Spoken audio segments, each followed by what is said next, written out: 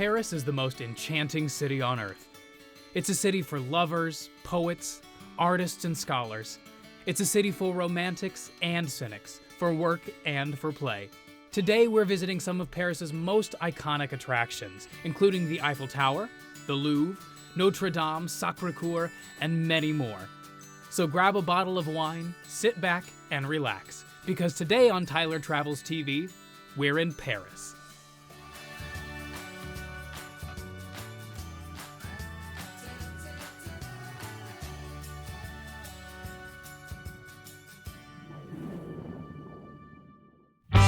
The Louvre Museum is a highlight of any trip to Paris.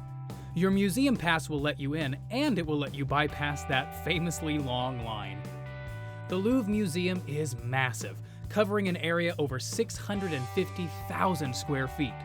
Since there's no way to cover the whole museum in one day, I suggest picking one wing and taking your time. My favorite is the Denon wing. It houses Greek, Etruscan, and Roman artwork, 19th century French paintings, and so much more.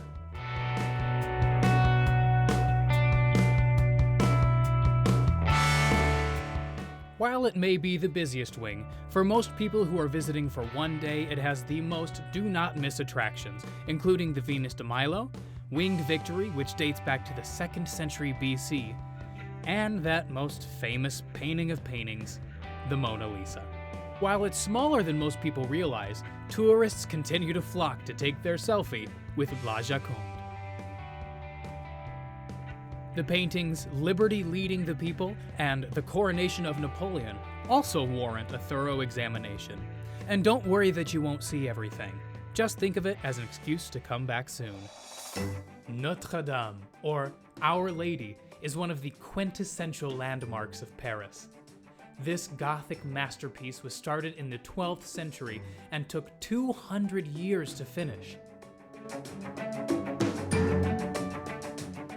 Located on the Ile de la Cité, the church stands where Paris itself began. The front of the cathedral is filled with religious symbols, and the facade is synonymous with Paris. This is one of those times where it's absolutely acceptable to be a tourist. Take photos, grab ice cream and people watch, or stand on Point Zero, the point from which all distances in Paris are measured. The interior of the cathedral is intensely Gothic. From the moment you step inside, you'll feel the immense weight of 800 years of history. Imagine stepping inside this cathedral as a 13th century French peasant who'd never seen anything this large in your life. Look past the camera flashes and the tourists in shorts and see the craftsmanship of generations of laborers.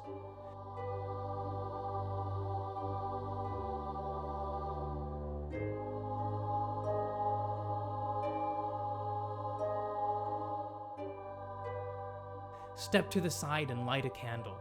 Take in centuries-old statues and marvel at the rose windows, virtually unchanged since the 13th century.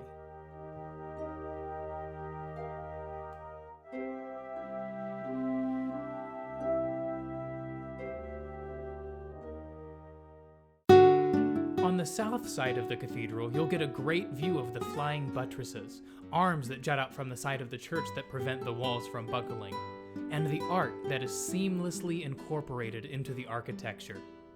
Keep walking towards the back of the church and you'll find one of my favorite spots in Paris, a tiny little pocket of a park where you'll see tourists and Parisians alike enjoying a beautiful day in the sunshine.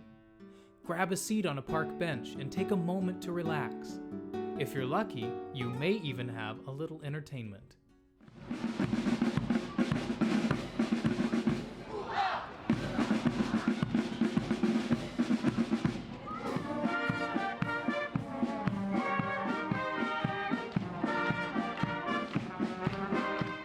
One of the best hidden secrets of Notre Dame is actually below it. Find the stairs in the front courtyard that take you down to the crypts. Your museum pass will get you in.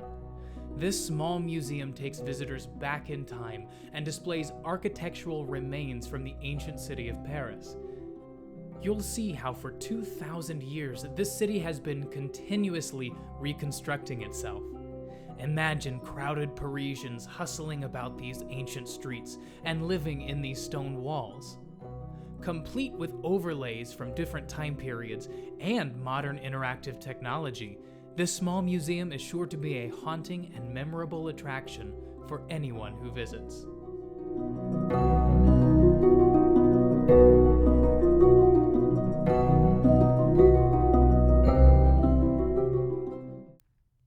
The Luxembourg Gardens offer a great way to spend a sunny afternoon. Located in the 6th arrondissement, these gardens offer a relaxing alternative to sightseeing on those days when you're just looking to unwind. Originally built as a royal garden for the few elite, it is now a garden for all people. Children play with small wooden boats as they have for nearly 100 years. Bring a picnic lunch, or simply sit back and do that most Parisian of activities, people watch.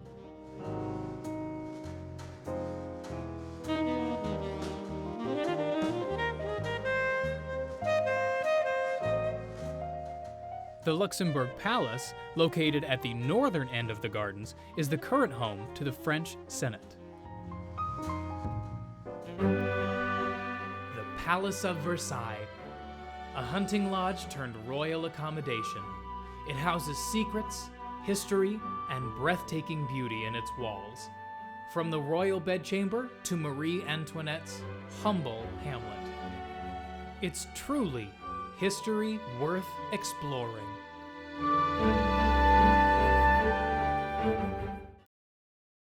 The extraordinary Palace of Versailles sits just 10 miles outside of Paris. It started its life off as a hunting lodge and private retreat for King Louis XIII. King Louis XIV, perhaps better known as the Sun King, expanded the palace into a massive, extravagant complex and the center of French government. Versailles was the quintessential royal palace, and every inch of space was employed to show that Louis was indeed the divine monarch.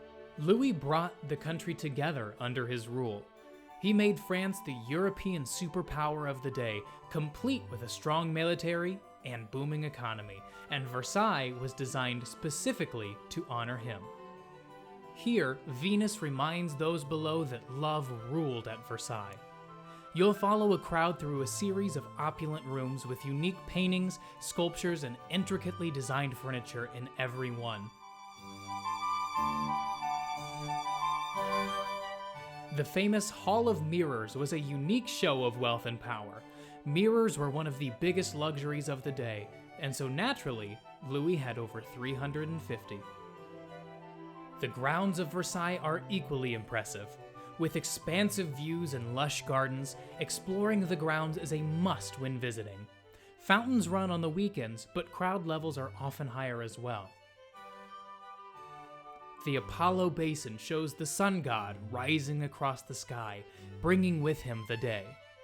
Versailles was so often humming with people that Louis needed a place to escape all the rigid formality of the main palace, so naturally he built this smaller palace, the Grand Trianon, in 1687. Far away from the main palace, you'll find this hidden treasure, the hamlet of Marie Antoinette. Marie felt that she had strayed away from the common people, so she had this small fairy tale village built in the Garden of Versailles. She was so out of touch with the reality of her people that she believed this was how the common people lived. This was actually a working farm, and Marie would escape here whenever possible.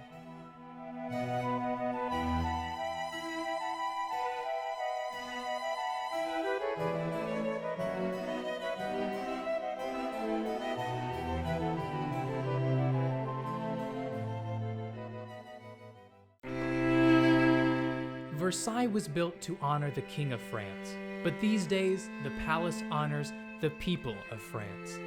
When visiting, take time to relax by the Grand Canal with locals and tourists alike. After all, it's quiet moments like these that make travel something worth celebrating. The infamous Catacombs of Paris, while not for the faint of heart, should not be missed by those who appreciate the more macabre side of history. Guests descend 130 stairs before landing in a small exhibit explaining some of the history of the catacombs. Originally, these simple tunnels were quarries, a source of stone to construct the buildings above. But in the late 1700s, all of that changed. For over 1,000 years, the Cemetery of the Innocents was the final resting place for many Parisians, but the cemetery became a source of infections and disease to the inhabitants around the area. On November 9th, 1785, the Council of the State decided to remove the contents of the cemetery to an abandoned underground quarry in an attempt to quell the infection. In total, the bones of over 6 million French people were transferred to the catacombs.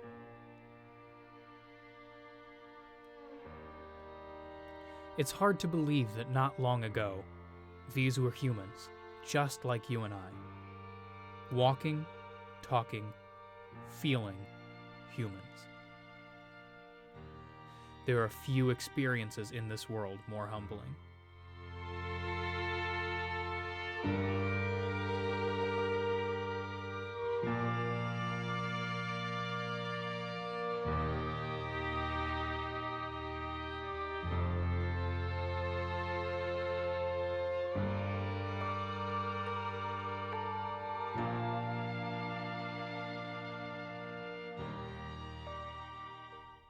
The Eiffel Tower.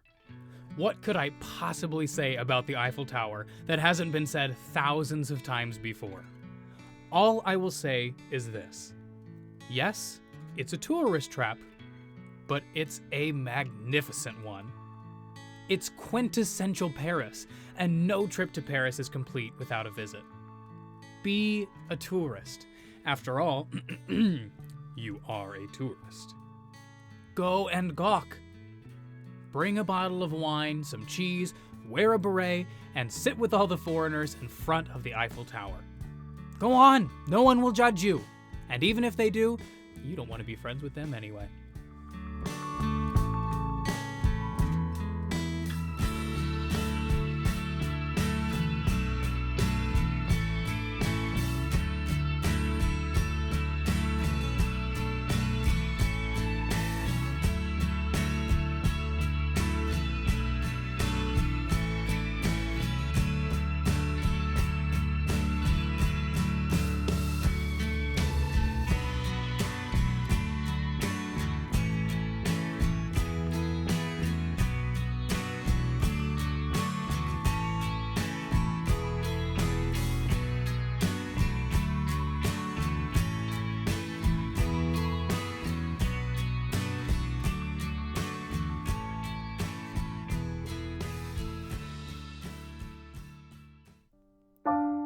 Sacre-Coeur, or Sacred Heart, is a Roman Catholic church set high on a hill just north of Paris.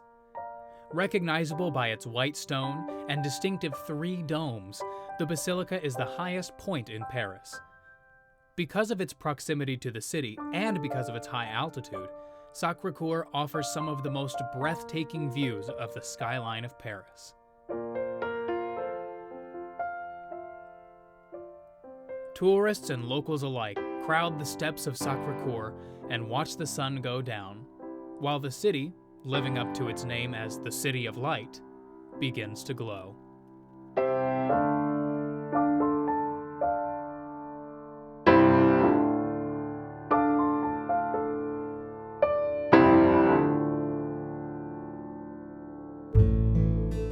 The Seine River is the lifeblood of Paris.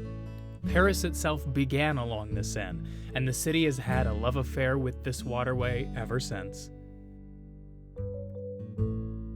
Parisians love the river just as much as tourists, and they both come together along the banks to eat, drink, talk, play games, and relax. One of the best ways to experience the Seine is to take a river cruise. I recommend taking an evening cruise, as the city becomes even more enchanting after the sun goes down. After a long day of sightseeing, a river cruise offers passengers time to put their feet up and see some of Paris's most iconic attractions, all while giving those barking dogs a break.